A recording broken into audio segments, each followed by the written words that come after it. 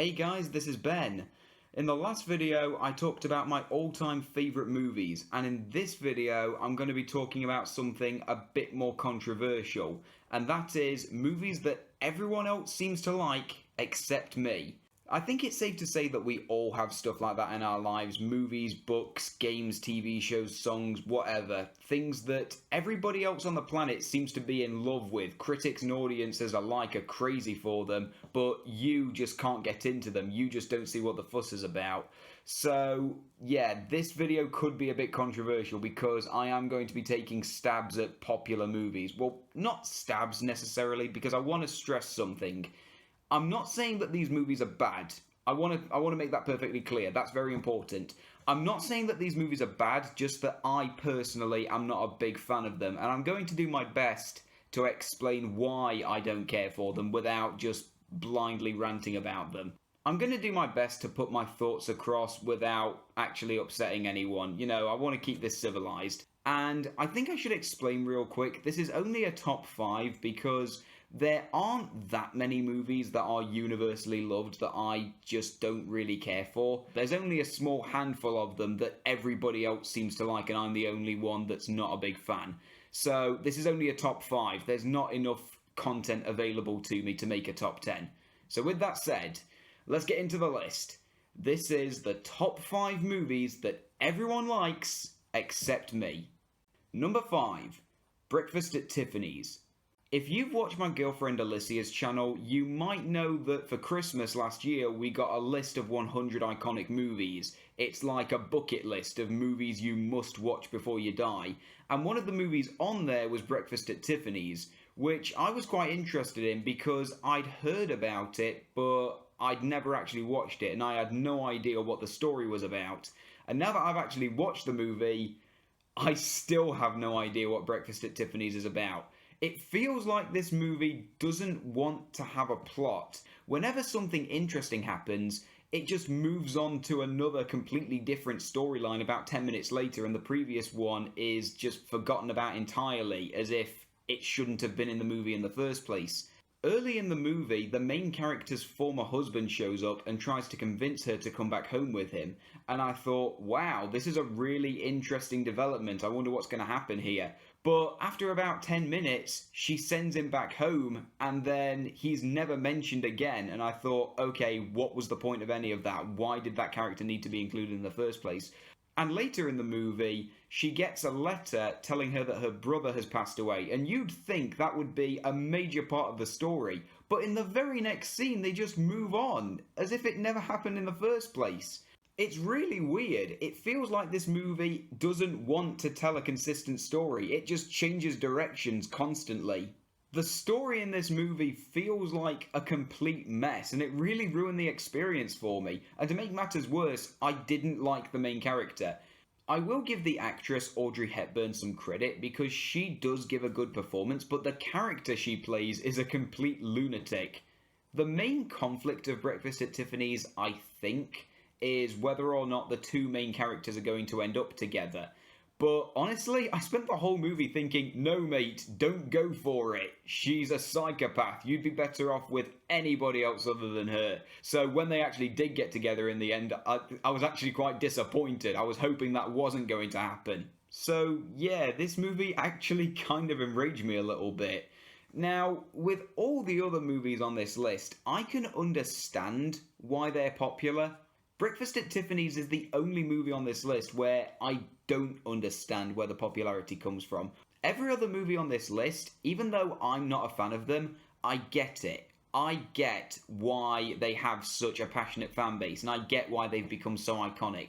Breakfast at Tiffany's is the only instance where I just don't understand how it can be so popular. I don't know what the rest of the world sees in this movie. How it's become as iconic as it has is beyond my comprehension. Number 4, Dirty Dancing. Back on the topic of me and Alicia's 100 movies list, this was another one on there, and she was really excited to show it to me. She said that she and all of her family were really big fans of it, and I was getting excited to watch it. And after we finally did, we got to the end and I thought, well, it was good, I can see the appeal, but it's not really my cup of tea. I know it's a classic, but I personally just found it kind of dull and forgettable.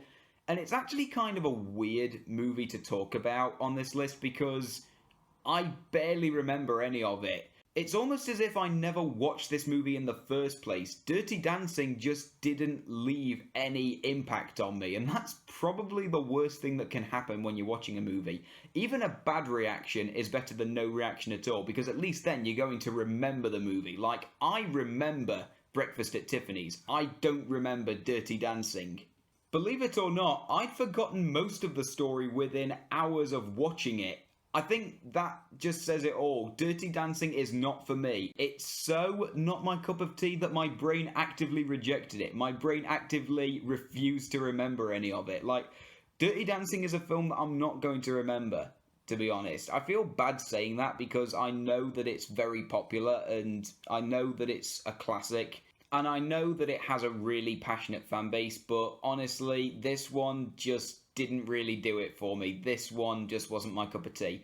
I will say now, I admire the performances. That's something I have to give it credit for, because apparently the two lead actors couldn't stand each other while they were making this.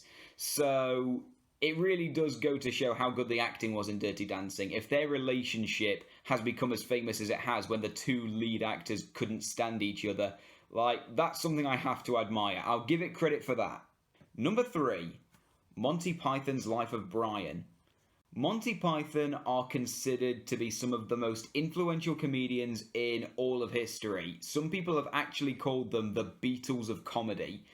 And my opinion of Monty Python is pretty much the same as my opinion on the Beatles. I admire the impact that they've had on pop culture, but they're not really my cup of tea. I've seen a fair amount of Monty Python sketches, but I personally find their comedy to be quite hit and miss. Some of their sketches I think are really funny, most of them just don't work for me. I think Monty Python have a lot of great ideas for jokes, but the execution just doesn't work for me, and that's probably the most important aspect of a joke, is the way that it's told. For me, Monty Python just aren't very good at telling the jokes, and I know I'm in a minority when I say that because a lot of people think they're hilarious. For me, it just doesn't work all that well. And that's the same with their movies, including Life of Brian. Some scenes in Life of Brian are really funny, like the beginning with the three wise men. But then other scenes, like the Romans with speech impediments, like I said before, the concept is good. There's a good idea for a joke, but the way that it's told, the way that they execute it, I just don't find it very funny. Now, the reason why I chose Life of Brian for this list above the other Monty Python movies is because this seems to be the most popular one. In fact, it's been rated the #1 best comedy movie ever made on several occasions. Now, I could understand this movie being popular, but best comedy film ever made? I just don't understand that. For me, that's a step too far, especially when you compare it to other great comedy movies like Airplane, The Naked Gun, Hot Fuzz, movies that have had me laughing out loud consistently the whole way through. For Life of Brian to take the top spot for best comedy film ever made on so many occasions, I just don't quite understand that. Number 2, pretty much any Studio Ghibli movie ever made. I think the problem here is that I waited too long to get into these movies. I know a few people who are big fans of Studio Ghibli, and they grew up with them. They watched a lot of Studio Ghibli movies during their childhood. I didn't start watching Studio Ghibli movies until 2018 when I was a cynical adult, and I think that's had a big impact on my opinion of these movies. I've only watched a small number of Studio Ghibli movies, so I'm just going to give a quick rundown of each one. Spirited Away is one that I've seen 3 times, and every single time it's lost me halfway through. The first half is good, but for some reason every time I reach the halfway point the novelty just wears off, and I just don't find myself enjoying the movie as much as I was for the first half. The story just stops captivating me at that point, and I also find it really annoying how many questions are left unanswered. Like, what's the deal with No Face? Who is this guy? Where did he come from? They never explain it, and that just left me feeling unsatisfied at the end. My Neighbor Totoro is one that I think I would have liked if the ending hadn't been such a slap in the face. At the end of the movie, the characters are racing toward a hospital because their mother is gravely ill, and it feels like if they don't get there in time, something terrible is going to happen. But when they reach the hospital, they find out that their mother was fine all along, like she was never sick to begin with, or something like that, or the illness was only minor. I can't remember all the details of the ending, but basically, when they get to the hospital, they realise, oh, there was never a problem in the first place. It didn't matter if we got here in time or not. And that just felt unsatisfying to me. It felt like this movie didn't have a conflict. It made everything that came before the ending feel like a waste of time. I got to the end of the movie and I just thought to myself, wow, why did I even watch that in the first place? It felt like nothing of major importance actually happened. Kiki's Delivery Service is another one that I almost liked, but it was let down by two problems.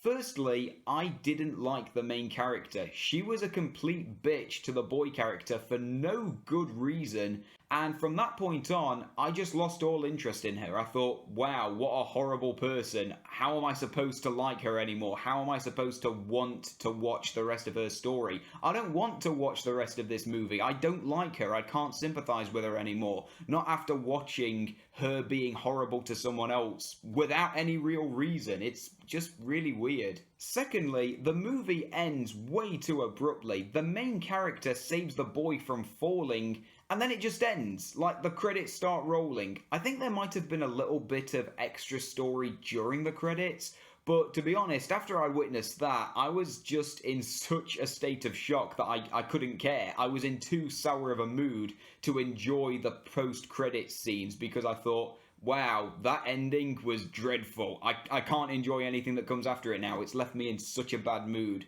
Howl's Moving Castle is a Dirty Dancing situation. I remember nothing about this movie, although I do seem to remember that I found the story really confusing.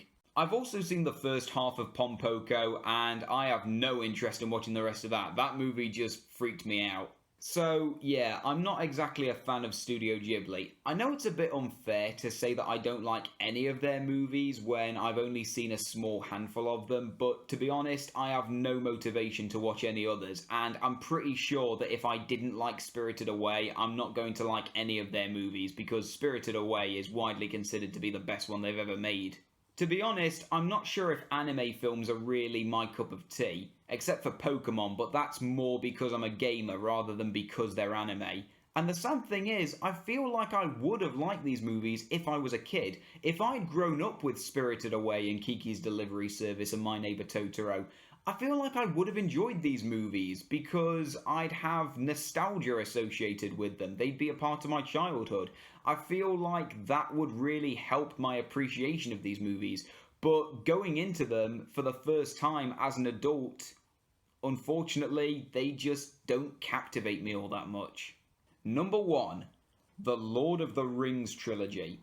This one might come as a surprise to my friends and family because I'm actually a big fan of the Hobbit movies. The first Hobbit movie came out when I was still in school and my friends invited me to see it, and at the time I'd never seen any of the Lord of the Rings movies, so it was something completely new to me, but I really enjoyed it. I came out of it thinking, wow, I've missed out on something spectacular. I absolutely love The Hobbit, so the Lord of the Rings must be even better. So for Christmas that same year, my parents got me the Lord of the Rings trilogy on DVD, and I watched them all in preparation for the next Hobbit movie. And by the time I got to the end, I thought, well, I didn't love those movies, and I'm not even sure if I liked them all that much either. Lord of the Rings just didn't appeal to me, and I think the problem is that there's too much story. Now, when I say that, I don't mean that the movies are too long, although that is another complaint I have.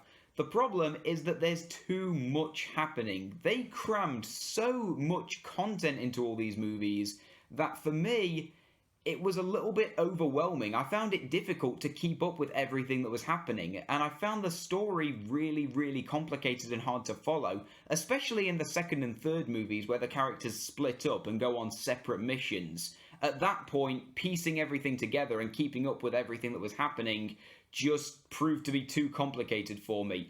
There is so much content in The Lord of the Rings that keeping up with everything that's happening for me, just felt like a chore. There was too much going on. So many journeys to different locations, so many conversations between the characters, so many battles. It was so overwhelming to keep up with everything that it felt like work. Personally, I consider the Hobbit trilogy to be much more entertaining than the Lord of the Rings trilogy because the story was a lot simpler. It was easier to follow everything that was going on. This kind of storytelling is just something that my brain isn't programmed for.